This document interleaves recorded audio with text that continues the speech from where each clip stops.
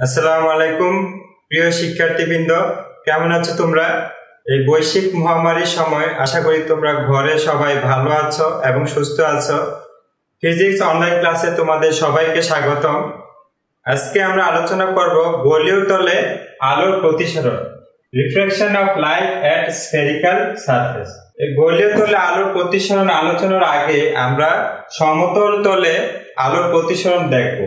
এখানে চিত্রে দেখা যাচ্ছে এ একটি হালকা মাধ্যম, বি একটি ঘন মাধ্যম। এখানে এল ও এল হচ্ছে একটি সমতল বিভেদ তল। তাহলে এখানে এই বি মাধ্যমে পি বিন্দুতে একটি বস্তু রাখা আছে। এখন পি বিন্দু থেকে একটি আলোক রশ্মি ও বিন্দুতে আপতিত হয়। এখন ও বিন্দুতে এন ও এন প্রাইম হচ্ছে এই বিভেদ তলের উপর একটি অভিলম্ব। এখন আলোটি এমন ভাবে প্রতিসরিত হবে, আমরা জানি যে ঘন মাধ্যম থেকে হালকা মাধ্যমে আলো প্রতিসরিত হলে বিভেদ তল থেকে দূরে সরে যায়, অর্থাৎ আলোক রশ্মিটা এভাবে এসে বিভেদ তল থেকে একটু দূরে সরে যাবে, অর্থাৎ অ্যাঙ্গেল আই থেকে অ্যাঙ্গেল আর কোণটা বেশি হবে। তারপর অনুরূপ ভাবে আমরা পি বিন্দু থেকে যদি আরেকটা আলোক রশ্মি আঁকি, ঠিক অনুরূপ ভাবে এই রশ্মিটাও বিভেদ তল থেকে দূরে প্রতিসরিত হবে। এখন এই দুইটা আলোক রশ্মি যখন আমাদের চোখে পড়বে, আমাদের চোখ হচ্ছে সহজ হল, অর্থাৎ আমাদের চোখ কখনো এদিকে এসে তারপর এইভাবে বাঁকা হয়ে এই বিন্দুতে আসবে না। আমাদের চোখ যখন আলোটা এসে পড়বে তখন সে সোজা এই বরাবর তাকাবে, অর্থাৎ পি বিন্দুটির একটি প্রতিবিম্ব এই পি প্রাইম বিন্দুতে দেখা যাবে।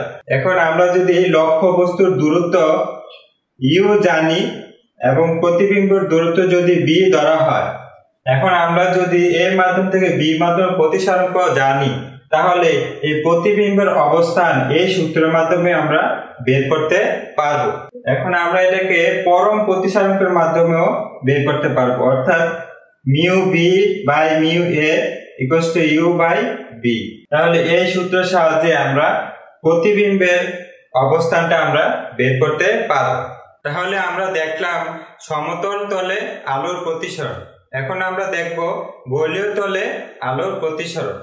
তাহলে চিত্রে দেখা যাচ্ছে U1 হচ্ছে হালকা মাধ্যমের পরম প্রতিসরাঙ্ক, আর এখানে U2 হচ্ছে ঘন মাধ্যমের পরম প্রতিসরাঙ্ক, আর এখানে L ও L প্রাইম হচ্ছে গোলীয় তল, অর্থাৎ বিভেদ তলটা গোলীয়।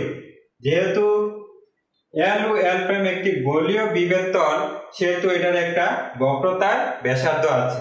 তাহলে এখানে ও সি হচ্ছে ওই গোলীয় তলে বক্রতার ব্যাসার্ধ, এবং পি হচ্ছে বস্তুটি বা লক্ষ্য বস্তুটির অবস্থান। এখন এই পি বিন্দু থেকে যখন গোলীয় পৃষ্ঠে এল বিন্দুতে আপতিত হয়, যেহেতু গোলীয় তলের উত্তল পৃষ্ঠে আপতিত হয়, তাহলে এটা আমরা বলতে পারি যে উত্তল তলে আলোর প্রতিসরণ। তাহলে আমরা দেখতেছি যে উত্তল তলে লক্ষ্য বস্তুর প্রতিবিম্ব কোথায় অবস্থান করে, এটার আমরা রাশিমালা একটা বের করব। তাহলে আমরা জানি যে গোলীয় তলের ক্ষেত্রে বক্রতার ব্যাসার্ধ থেকে গোলীয় তলের উপর অঙ্কিত সরলরেখা হচ্ছে ওই তলের উপর একটি অভিলম্ব। তাহলে এখানে সিএল হচ্ছে অভিলম্ব। এখন পি বিন্দু থেকে যখন আলোক রশ্মি এদিক থেকে এল বিন্দুতে আপতিত হয়, তাহলে এটা হচ্ছে অভিলম্ব, তাহলে এটা হচ্ছে আপতন কোণ। তারপর এটা অভিলম্বের, যেহেতু এটা হালকা মাধ্যম থেকে ঘন মাধ্যমে আসে, তার মানে অভিলম্বের দিকে বেঁকে যায়, তার মানে এখানে আপতন কোণের চেয়ে প্রতিসরণ কোণটা ছোট হবে।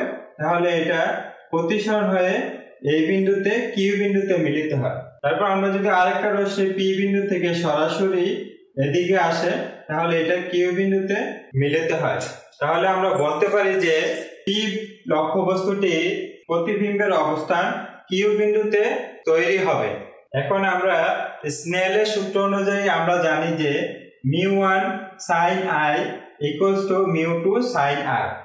এখন যেহেতু এই রশ্মিগুলা এই মেরু থেকে খুব কাছাকাছি, সেই জন্য এই কোণগুলাকে আমাদের এই আপতন কোণ এবং প্রতিসরণ কোণগুলা খুবই ছোট, সেই জন্য আমরা sin i কে শুধু i এবং sin r কে শুধু r দিয়ে আমরা লিখতে পারি। এখন আমরা চিত্রে দেখতে পাচ্ছি যে ত্রিভুজ QCN, তারপর এখানে আমরা আরেকটা ত্রিভুজ দেখতে পাচ্ছি LCP। এখন ত্রিভুজ QCL এর ক্ষেত্রে আমরা দেখতে পাচ্ছি যে বিটা এবং r হচ্ছে এই QCL ত্রিভুজের অন্তস্থ কোণ এবং গামা হচ্ছে এর বহিস্থ কোণ। তাহলে আমরা জানি যে কোন ত্রিভুজের অন্তস্থ কোণের সমষ্টি বহিস্থ কোণের সমান, অর্থাৎ r plus beta equals to বহিস্থ কোণ গামার সমান হবে। তাহলে আমরা এখানে r equals to gamma minus beta লিখতে পারি। তারপর অনুরূপভাবে আমরা LCP ত্রিভুজের ক্ষেত্রে গামা আলফা হচ্ছে অন্তস্থ কোণ এবং এই ত্রিভুজের i হচ্ছে বহিস্থ কোণ। তাহলে সেই ক্ষেত্রে আমরা লিখতে পারি যে অন্তস্থ কোণের সমষ্টি অর্থাৎ alpha plus gamma equals to angle i। তাহলে আমরা এই অ্যাঙ্গেল i এবং অ্যাঙ্গেল r এর মানগুলা এই সমীকরণে আমরা বসিয়ে দিতে পারি। তাহলে বসালে কি দেখা যায়, আমরা লিখি μ1 alpha plus gamma equals to μ2, তারপর এটাকে লেখা যায় গামা মাইনাস বিটা। তারপর আমরা এটাকে লিখতে পারি μ1 alpha plus μ1 gamma equals to μ2 gamma minus μ2 beta. তারপর আমরা μ2 বিটাকে এই পাশে নিয়ে আসলাম আর μ1 গামাকে ওই পাশে নিয়ে গেলে μ2 beta plus μ1 alpha μ2 minus μ1 gamma.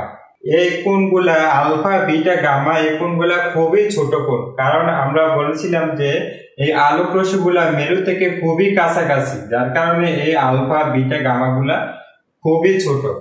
এবং এই অধ্যায়ে প্রত্যেকটা প্রমাণে আমরা দেখি যে এই কোণগুলা সবসময় ছোট হয়, অর্থাৎ মেরু থেকে খুব কাছাকাছি হয়ে থাকে। এখন এই কোণগুলা ছোট হওয়ার কারণে আমরা এগুলাকে রেডিয়ানে প্রকাশ করতে পারি, অর্থাৎ চাপ বাই ব্যাসার্ধ হিসাবে লিখতে পারি। এখন যেহেতু μ2 বিটা, তাহলে এই কোণটা হচ্ছে বিটা, তাহলে এটাকে আমরা লিখতে পারবো LO বাই OQ, মানে LO বাই OQ। তারপর μ1 আলফা, তার মানে হচ্ছে এই কোণটা, তাহলে এই কোণটাকে আমরা লিখতে পারবো LO বাই OP। তারপর আমাদের গামা কোণটা, তাহলে গামা কোণ হবে LO বাই OC, এখানে দেখতে পাচ্ছি।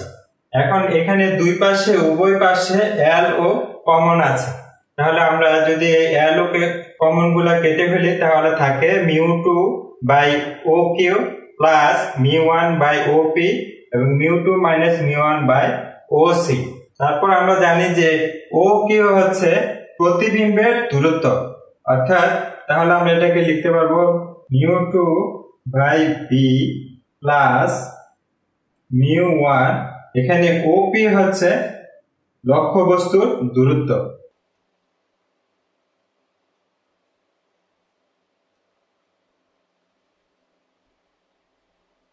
এখানে OC হচ্ছে বক্রতার ব্যাসার্ধ, অর্থাৎ R। তাহলে এই হচ্ছে আমাদের ফর্মুলা।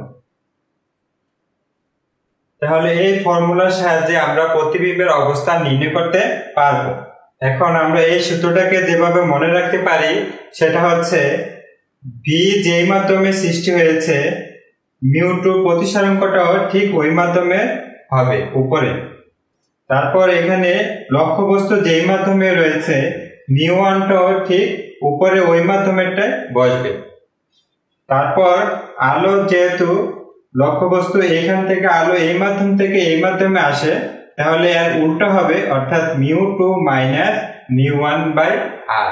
এখন এই সূত্রটাকে আমরা যদি আরো সিম্পলিফাই করি, অর্থাৎ আমরা যদি বলি যে μ1 হচ্ছে বায়ু মাধ্যম, অর্থাৎ μ1 যদি 1 হয় আর μ2 কে যদি আমরা শুধু মিউ লিখি, তাহলে আমরা এই সূত্রটাকে লিখতে পারি mu by V plus 1 by U equals to mu minus 1 by আর।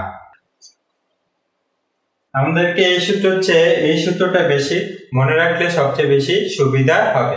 তাহলে এই সূত্র দিয়ে অঙ্ক করার সময় যে গুরুত্বপূর্ণ বিষয়টি মাথায় রাখতে হবে সেটা হচ্ছে চিহ্ন প্রথা, অর্থাৎ বি ইউ আর পজিটিভ হবে না নেগেটিভ হবে সেটা আমাদের বিবেচনা করতে হবে। তাহলে প্রথমে বি, আলোক রশ্মি যদি আপতিত হয়ে সরাসরি মিলিত হয়, অর্থাৎ এখানে পি বিন্দু থেকে আলোক রশ্মি দুইটাই আপতিত হয়ে কি বিন্দুতে সরাসরি মিলিত হয়। যদি সরাসরি মিলিত হয় তাহলে প্রতিবিম্বের দূরত্ব বি হবে পজিটিভ, আর ই হচ্ছে লক্ষ্যবস্তু থেকে যখন আলোক রশ্মি আপতিত হবে, অর্থাৎ আমরা ইউর ক্ষেত্রে সবসময় আমরা পজিটিভ ধরতে পারি। আর এখানে আর হবে, আর হচ্ছে লক্ষ্যবস্তু যে পাশ থেকে আলোক রশ্মি আপতিত হবে এর বিপরীত পাশে যদি থাকে, অর্থাৎ লক্ষ্যবস্তু থেকে আলোক রশ্মি আপতিত হয়ে এই পাশে প্রতিসরিত হয়। যদি এই পাশে ব্যাসার্ধ থাকে, যদি এই পাশে বক্রতার ব্যাসার্ধ থাকে তখন আর হবে পজিটিভ। তার মানে এই ক্ষেত্রে আর হচ্ছে পজিটিভ।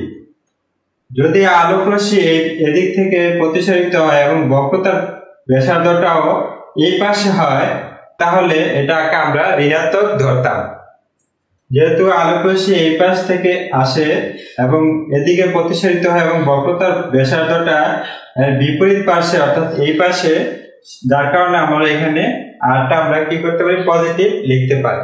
তারপর আমরা অবতল পৃষ্ঠের ক্ষেত্রে আলোক রশ্মির প্রতিসরণটা আমরা দেখব। তাহলে এখন আমরা দেখব অবতল তলে আলোর প্রতিসরণ, অর্থাৎ পি লক্ষ্যবস্তু থেকে আলোক রশ্মি বের হয়ে অবতল পৃষ্ঠে আপতিত হবে। তাহলে পি বিন্দু থেকে অবতল পৃষ্ঠে আপতিত হলে আমরা জানি যে এই অবতল পৃষ্ঠের বক্রতার ব্যাসার্ধ ও সি, এই সি বিন্দু থেকে আমরা যদি একটা অবিলম্ব আঁকি তাহলে এখানে এল সি, তাহলে এল সি অবিলম্ব আমরা জানি হালকা মাধ্যম থেকে ঘন মাধ্যমে গেলে অবিলম্বের দিকে বেঁকে যায়, অর্থাৎ এখানে আপাতন কোণ আই এবং প্রতিসরণ কোণ আর, তাহলে আই এর চেয়ে আর ছোট হবে, তাহলে এটা অবিলম্বের দিকে বেঁকে যাবে। এখন আমরা আরেকটা রশ্মি যদি আমরা এই বরাবর আঁকি তাহলে এটা সামনের দিকে প্রতিসরিত হয়ে বের হয়ে যাবে। তাহলে এই দুইটা আলোক রশ্মি কখনো সামনের দিকে মিলবে না। তাহলে এটাকে যদি আমরা পিছনের দিকে বর্ধিত করি তাহলে এই দুইটা রশ্মি কিউ বিন্দুতে মিলিত হবে। তাহলে এটা একটা অবাস্তব প্রতিবিম্ব সৃষ্টি হলো। এখন আমরা চিহ্ন প্রথা অনুসারে আমরা যখন এই অঙ্ক করতে যাব তখন আমরা এই বি যেহেতু এখানে অবাস্তব অর্থাৎ এখানে মিলিত হচ্ছে বলে মনে হয় সেজন্য বি হবে মাইনাস, আর এখানে ইউ আমরা সব সময় পজিটিভ ধরবো, কারণ আমরা বলছিলাম যে এখান থেকে আলো সরাসরি সত্যিকার আলো অবতল পৃষ্ঠে আপতিত হয়েছে, এই জন্য আমরা ইউ কে পজিটিভ ধরবো। আর এখানে আমরা বলছিলাম যে আরটা এখানে যদি আলোক রশ্মি যেই পাশ থেকে আলোক রশ্মি বের হয়েছে যদি ওই পাশে বক্রতা ব্যাসার্ধ থাকে তাহলে সেটা হবে নেগেটিভ, অর্থাৎ এই ক্ষেত্রে আমাদের অঙ্ক করার সময় আমরা এখানে আরটা হবে মাইনাস। তাহলে আমাদের অঙ্ক করার সময় এইসব চিহ্ন কথাগুলো অবশ্যই মাথায় রেখে অঙ্ক করতে হবে। তাহলে এখানে তোমাদের জন্য দুটি বালিকা দেওয়া আছে, একটা হচ্ছে এ আর একটা হচ্ছে বি। এর ক্ষেত্রে আমরা এর আগে উত্তল তলের ক্ষেত্রে হালকা মাধ্যম থেকে ঘন মাধ্যমে আলো প্রবেশ করার ক্ষেত্রে প্রতিবিম্ব কোথায় অবস্থান করবে সেটা আমরা দেখেছিলাম। আর এখানে ঘন মাধ্যম থেকে হালকা মাধ্যমে গেলে প্রতিবিম্ব কোথায় অবস্থান করবে এই চিত্রটা অঙ্কন করবে এবং ইউ ভি আর কোনটা পজিটিভ হবে কোনটা নেগেটিভ হবে সেটা লিখবে। তারপর অনুরূপভাবে বি এর ক্ষেত্রে আমরা অবতল তলের ক্ষেত্রে ঘন মাধ্যম থেকে হালকা মাধ্যমে গেলে এর প্রতিবিম্ব কোথায় অবস্থান করবে এবং ইউ ভি আর কোনটা পজিটিভ হবে কোনটা নেগেটিভ হবে সেটা তোমরা চিত্র অঙ্কন করে লিখবে এবং তোমরা কমেন্টে জানাবে। এবং এই লেকচারে তোমাদের যদি কোথাও বুঝতে অসুবিধা হয় তাহলে অবশ্যই তোমরা কমেন্টের মাধ্যমে আমাকে জানাবে। তো আজকে এই পর্যন্তই, আল্লাহ হাফেজ।